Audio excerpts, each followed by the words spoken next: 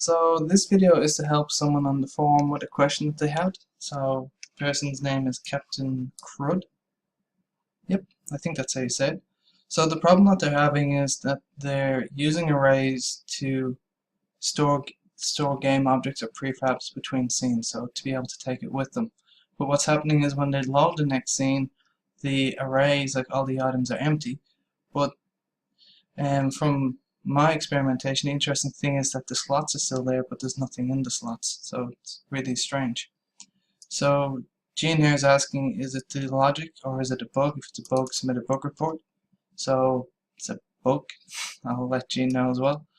At least I think it is. Maybe I'm using it wrong as well, but I don't think so. So display the screenshots that he had, and then he says that yep, the contents are being deleted. So I said, do you want to try do not destroy?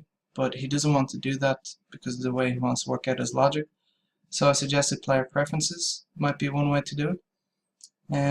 Also using local or online databases or even an XML file is probably the nicest option. Probably a local database or XML file.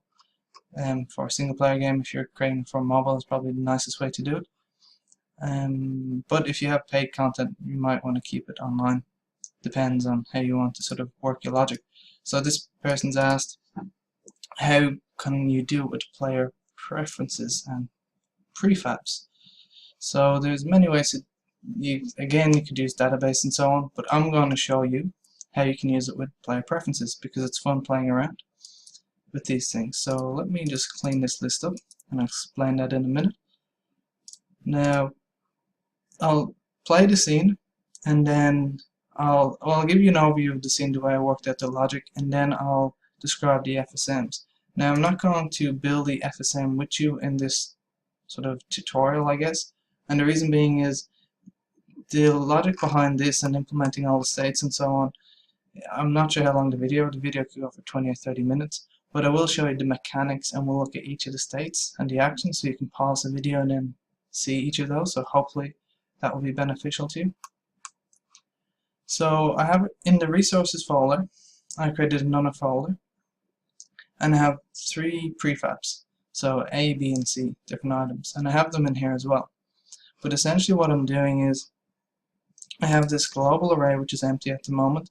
I want to take these items and then put it into that array, and then what I'll do is once those items are loaded into the array, I'll then sort of cycle through them, so that's what this whole part's for, and create player preferences for them. Once they're in the player preferences, I can then load the next level, and then we'll take them from the player preferences and then store them back in the array. So let's just hit play and see how this works. So you can see it makes item slot 1, 2, and so on, and 3. Now this keeps making as many item slots as there is items in the array, so it's pretty good that way. We then load it, and then you can see that with the array we have 0, 1, 2, but now it's come back to 3, 4, 5. So if I turn this off and press play again, we've seen this being created. See, item slot 1, 2, 3. Once I hit load, the item slots all of a sudden become empty and then they're added on to the end. Now the way around this, as I'll quickly show you this part, is just to resize the array. So if I enable this and save it,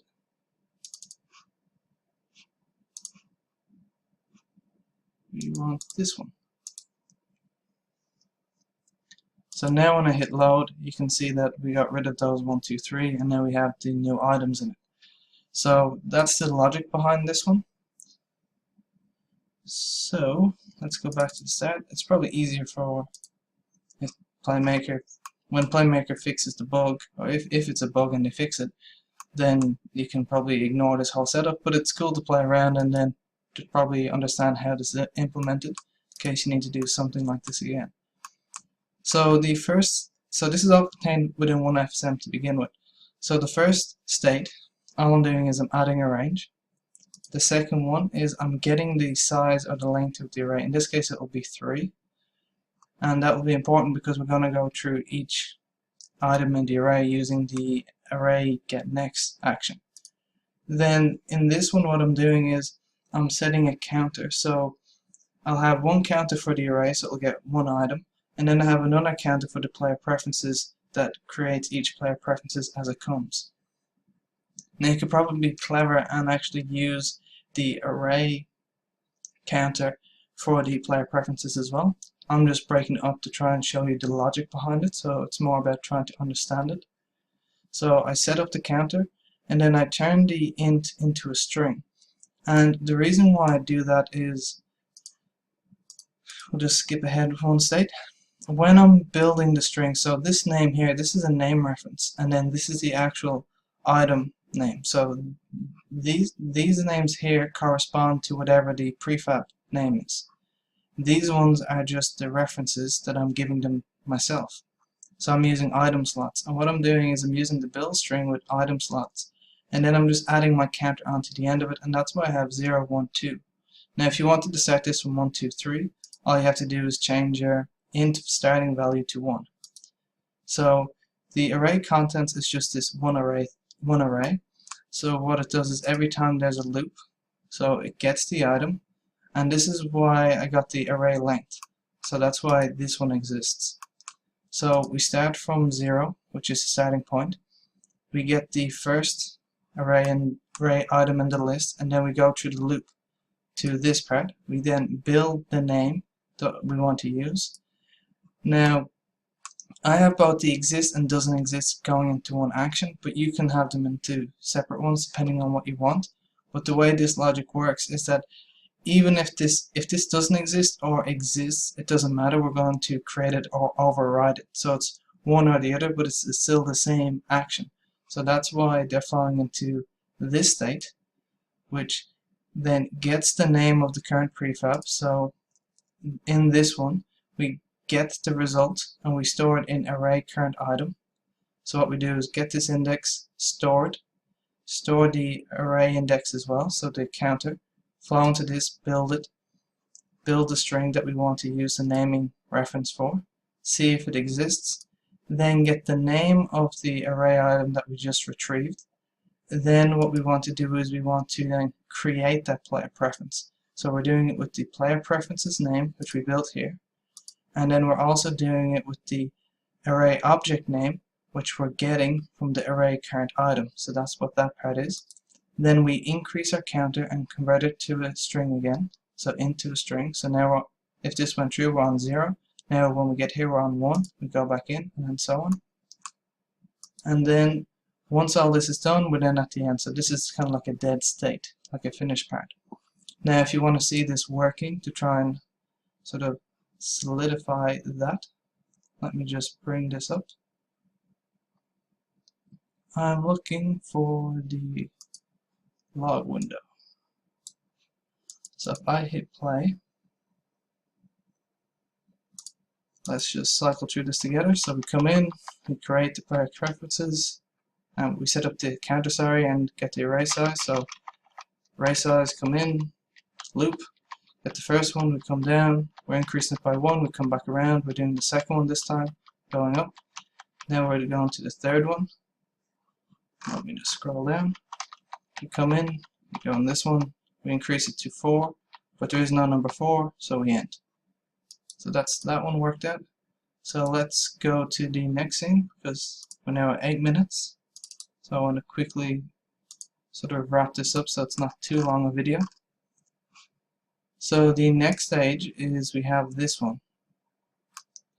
So the way this one works is we resize the array so that we have a nice starting point from 1, 2, 3, because you've seen before it was the first 3 slots were deleted for some reason, then we had the next 3. So we have those ones there. Then we set our counter again, the same trick that we did before with storing it in the player preferences. Now we're reversing the same game mechanic, because a lot of the game mechanics you use when you're actually making games, you're just recycling. So we're recycling the logic and the solution we made for storing the player preferences, but this time we're going to use it to retrieve it. So we set it up, we build the name again. So this is where it's handy because it's item slot, and this is where the counter system comes in, which is really nice. we test to see if it exists. If it doesn't exist, say it would be item slot number 04, then we've ended. So similar to the array when it went to array index 4, well, there is no array index 4, so we end. Well, the same here, this way. So we get to player preferences, we then flow this way. Really quick, if I haven't shown you this one, it's the advanced player preferences window from, it's a plugin on the Unity Asset Store, and then it's available there. So real quick, if you're trying to find this window and you're getting confused. So to go back, we check to see if it's true. If it's not true, then we've got everything in the play preferences list. We build a string. So we get the string, so we get the name of the prefab. So in this case, we're testing to see, does this name exist? If it exists, then this name, we're getting the contents of it, see? So we're getting the contents of this string, which in this case will be item A. And then we're using another build string. And the reason why we're using another build string is on the ecosystem, you'll need this action resources load. So resources load allows you to pull items from any resources folder. So in this case, the global array is not key one. So this allows me then to go item A, B, and C, and I can just pull it directly from there. But to do it, I have to have a file path name. So all I need to do is make sure I'm in a resources folder. Then I create another folder. So I put the name of the folder I created there. Then I do a backslash, and then I put the name of the prefab that I want to pull, which in this case is item A. And then I load the resources, so the resources load action, I give it the file path, I give it the type of game object, and then I store it. So in this case I'm storing it into a prefab, and then I'm doing success and fail. So if I failed, I'll go into this state. If it exists, then I add it to my array using the array add. I come back around and I add it to my, I increase my player preferences counter, so I'm going back around again. I come in, I rebuild my string, so now we're on item slot 01, so it increased by 1, 01, and then we go back around again and again until we get them all. So let's quickly just finish this off because it's a 12-minute video, so it's quite long. So let's press play. Let's hit load. Let's select this one, and now let's sort of cycle through this together. So we come in and then we're setting the array to 0. So we're getting rid of all of this before we add anything. We just want to clean it up. Then we move down, we're setting up the item in this case, so item slots 01 or item slot 0. Then we're coming down, we're getting the name, or we're checking to see does it exist. If it exists, then we get the name it's storing, so the name of the prefab. In this case it'll be item A. So let me bring that up real quick. So item A. Then we're setting the file path. Once we have the file path set, then we're going to load that prefab. We're going to store it into a local game object, local FSM game variable, game object variable. If it doesn't exist, we're going to fail, but in this case we have it, so we're going to store it in the array. We're going to come back around, increase our counter to by 1, so now we're on item slot 1. And then we're going to go back around, store it again. Now on item slot 3. Oops, scroll down. So item slot 0. Item slot 0. Item slot 2, sorry. And then we come back around, we store it, we get that in, add it to our array, we come down. The item slot underscore 3 does not exist, so then we stop there. So this was a really long video, 14 minutes. So this is why I didn't want to build it, because I don't know how long it would take just to build this and show you. But hopefully this trick will help you out, and hopefully you've learned a couple of cool game mechanics that you can use for other stuff. So yeah.